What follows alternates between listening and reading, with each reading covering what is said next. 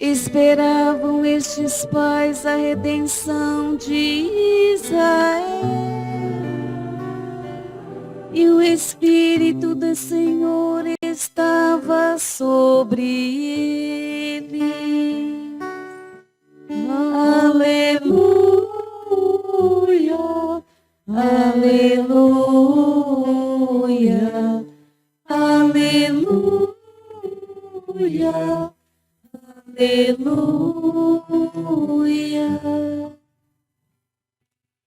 O Senhor esteja convosco. Ele está no meio de nós. Proclamação do Evangelho de Jesus Cristo segundo Mateus. Glória a vós, Senhor. Naquele tempo, disse Jesus aos seus discípulos: Felizes sois vós, porque vossos olhos veem e vossos ouvidos ouvem. Em verdade vos digo, muitos profetas e justos desejaram ver o que verdes e não viram. Desejaram ouvir o que ouvis e não ouviram. Palavra da salvação. Glória a vós, Senhor. Caríssimos irmãos e irmãs, também rádio ouvintes, que nos acompanham também pelas redes sociais. Hoje, então, temos a alegria de celebrar os avós de Jesus, pais de Nossa Senhora, São Joaquim e Santa Ana. De onde veio?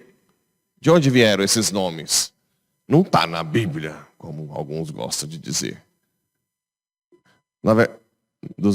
Veio de um apócrifo chamado Proto-Evangelho de Tiago, mais ou menos do ano 150 depois de Cristo. Mas se é apócrifo, então não é inspirado, então não tem garantia. Aqui entra aquilo que é importante, as formações, né? Onde está a autoridade que escolheu os livros da Bíblia, principalmente do Novo Testamento? No magistério da igreja. Vejam, a Bíblia não caiu de zíper do céu. Existiam vários livros ao longo da história. Evangelho segundo Judas, Evangelho segundo Pedro, Evangelho segundo Tiago, cartas de São Paulo inúmeras. Como é que foram escolhidos os livros canônicos? Através da autoridade do Espírito Santo dado à igreja. A igreja, a autoridade primeiro está na igreja, no colégio dos apóstolos com o Papa. Se os nossos irmãos evangélicos têm a Bíblia, é porque a Igreja Católica a custodiou, a guardou, cuidou por séculos. Séculos. Foram os livros usados na liturgia da igreja desde os primeiros séculos. Basta você estudar lá os padres da igreja, os primeiros séculos do cristianismo, quais eram os livros usados na Santa Missa, né? Quais eram os livros usados nas pregações, e assim por diante. São os livros que a igreja reconheceu como inspirado e colocou-os como canônicos. Esses livros foram inspirados. Agora, se a autoridade está na igreja, claro que com a mesma autoridade que ela declara um livro inspirado, ela pode declarar um trecho de um apócrifo como verdadeiro. Entenderam? Então, quem dita a regra não é o livro para nós. Até porque, se a nossa fé fosse de um livro, era de se suspeitar. Por quê? Primeiro, na época não tinha impressão. Cada Bíblia era copiada à mão. Existiam os erros dos copistas. Não existe nenhum original total da Bíblia. Então quem é que garante que, apesar de todos os erros dos copistas, os números, quem é que garante que aquele ensinamento é confiável? A igreja. Se não fosse a autoridade da igreja, nós poderíamos suspeitar bem das cópias que nós temos. É a igreja que consegue ver o que está ali, que é correto, o que não é correto, né? Nós temos aí, por exemplo, 2 livros diferentes de Esther. Existem 2 cópias diferentes que alguns lugares no mundo misturam. Lá na Itália, na Conferência Episcopal Italiana, eles colocam uma paralela com a outra. Você pegar a Bíblia italiana, tem um texto do lado esquerdo, que é do texto de um dos textos, do lado direito. Quem que garante? Se fosse para pensar, ia ter que pensar qual dos 2 está correto. Mas a autoridade da igreja disse, não, os 2 textos são inspirados por Deus. Entenderam? Então não tem como. A Bíblia nasce dentro da tradição. Os apóstolos não tinham Bíblia na mão. São Pedro e São Paulo morreram no ano 65, que tinha primeiro lançado o Evangelho de Marcos. Não tinha os evangelhos na mão. Eles pregavam com a tradição garantida pelo Espírito Santo, que é o mesmo Espírito Santo que garante até hoje a autoridade da igreja. Se não fosse a igreja católica, meus irmãos, não teria Bíblia. Né? É ela que entregou a Bíblia, principalmente o Novo Testamento. As invasões dos bárbaros na Europa destruiu quase tudo. Adivinha onde foram protegidos os escritos? Nos mosteiros, principalmente na Irlanda. Eles guardaram ali. Os bárbaros botavam fogo em tudo. Ah, se não fosse a gente. Bem, fechando parênteses para entender a origem de São Joaquim Santana, nós temos aqui textos que falam de algo forte. Por exemplo, vamos fazer elogio aos homens famosos, nossos antepassados. Estes são homens de misericórdia, seus gestos de bondade não serão esquecidos. A permanência da bondade ao longo das gerações. O santo nunca é esquecido. Já notou? Quem são os ricos de Assis na época, no século XIII? Lembra de alguém? Os bilionários, os donos das lojas da época, os comerciantes. Alguém lembra? Quem que se lembra de Assis? São Francisco, Santa Clara, os santos, eles são lembrados. Por quê? Porque Deus honra a eles. E aqui, fazendo uma ligação agora com o dia de hoje, os seus netos serão honrados pela santidade dos avós. As suas gerações, né? Avós santos, descendência santa. Isso está garantindo aqui. Os avós que assumem, às vezes até a criação dos netos, e levam a santidade, a oração. Os avós que trazem a igreja, eles garantirão uma descendência santa. Ah, padre, mas por que tem tantos netos que se perdem, criados por avó? Aí entra aquilo que eu falei. Muitos avós ou não têm jamais capacidade de educar firmemente. É um aspecto. Ou não tem aquela fortaleza para colocar limite nos netos, que é um erro, né? Mas também nós não podemos esquecer que geralmente os netos criados com os avós têm uma ferida enorme pela ausência do amor do pai ou da mãe. Uma ferida difícil de ser trabalhada.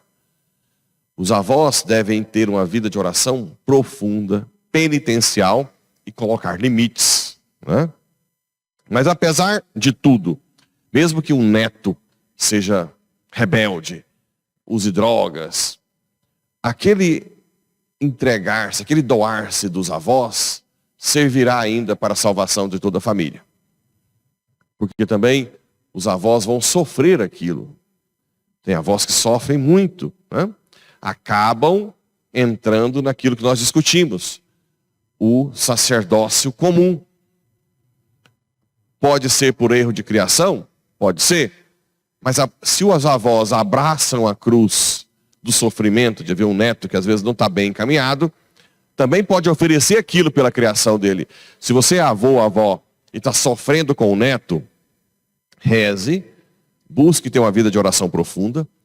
E já que já tem as consequências, tente abraçar a cruz. Senhor, eu sofro isso por ti, mas quero o meu neto e as minhas descendências no céu. Você pode oferecer. Tudo, nada é perdido diante de Deus. Você pode oferecer todos os erros que você teve com seus filhos, de não ter criado na fé, criou filhos que não vai nem na igreja, filhos que não casam na igreja, filhos que vivem a sexualidade desenfreada, e você sabe que parte da culpa é sua, porque você não estava em casa rezando o terço com eles, não estava lendo a Bíblia, não estava ensinando o catecismo, não estava levando na catequese. E depois você converte, depois de idosa, o que você faz? Não tem mais como voltar atrás. Você abraça a cruz. Senhor, eu reconheço o meu erro na minha criação. E agora que eu tenho consciência de tudo, eu quero sofrer tudo que eu estou sofrendo por amor a ti. Mas eu quero a minha família no céu. Então você pega das consequências do seu erro e oferece em expiação pelos pecados de toda a sua família. Inclusive os seus, né? Desde a criação dos filhos. A descendência deles mantém-se fiel às alianças, e graças a eles também os seus filhos. Sua descendência permanece para sempre, e sua glória jamais se apagará. Uma frase bonita: seus corpos serão sepultados na paz. Antigamente, eu ouvia isso de pessoas mais velhas. Nossa, a pessoa está no caixão com um semblante tão de paz. Eu falava, esse povo está... Mas hoje eu vejo que é claro, uma pessoa idosa, santa, gera paz até no velório. É algo extraordinário.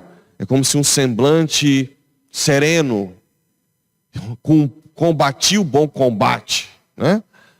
Levei aquilo que eu podia fazer, eu fiz, eu dei a vida, eu cuidei o máximo que eu podia. Realmente serão sepultados em paz, né? Assim como também eu tenho a graça de ver, um pouco antes de morrer, a unção dos enfermos de pessoas santas. Elas têm autoridade sobre a morte. Elas não têm aquele desespero. Simplesmente pode estar passando o que for, que vive aquele momento, dando glória a Deus, agradecendo por tudo que tiveram. E o seu nome dura através das gerações. Os povos proclamarão a sua sabedoria, e a assembleia vai celebrar o seu louvor. Como Deus honra quem o honra, né? Isso é um fato. E no Evangelho, felizes sois vós, porque os vossos olhos veem e vossos ouvidos ouvem. Aqui é para aquela geração que estava com Jesus, mas também muito para nós. Porque os pagãos ou os judeus não tinham tudo que nós temos. Jesus eucarístico, né, aqui na adoração. Os sacramentos, confissão, o matrimônio para ajudar a viver o matrimônio santo, sacerdotal para ajudar a ter o sacerdócio santo. Nós temos hoje muitas armas para viver a santidade. E os outros não tinham, outras gerações não tinham. Nós vivemos um momento de plenitude. Cristo está conosco. O Espírito Santo está disponível para que nós possamos seguir e obedecer os mandamentos. São Paulo dizia que os judeus, coitados, a lei pesava, porque a lei em si não ajuda a cumpri-la. A nossa lei, que é o Espírito Santo, está dentro de nós para ajudar a cumprir, né? E nós mesmo assim não pedimos a ajuda dele e acabamos descumprindo os mandamentos. Que o Espírito Santo nos ensine cada dia mais a ser dóceis a esse Espírito que está dentro de nós, dóceis aos sacramentos, que os avós tenham hoje uma força, um ânimo maior para cuidar dos netos e dos filhos, para serem canais de graça. Sim, canais de graça para toda a família. Que os avós que estão doentes tenham um novo vigor também hoje, nessa Santa Missa. Que os avós que estão sofrendo com os netos tenham um consolo, a força, a graça e a sabedoria para usar das consequências de uma má criação hoje abraçando a cruz para que o Espírito Santo tire um bem disso. Os avós que são, às vezes, abandonados pelos filhos e netos, que também recebam hoje a visita do Espírito Santo e os console, os dê a graça, que eles sintam a paz que nunca tiveram, e que esses avós venham, participem da Santa Missa, venham ajudar na igreja. Se seus filhos e netos não te visitam, você tem um monte de filho e neto na igreja que pode cuidar, né? Quantos podem vir aqui, fazer o que pode, estar no meio de nós, porque a igreja é a sua família. Que São Joaquim Santana nos dê a graça de cada vez mais sermos dóceis ao Espírito, santos, e que as nossas gerações jamais nos esqueçam. Assim seja.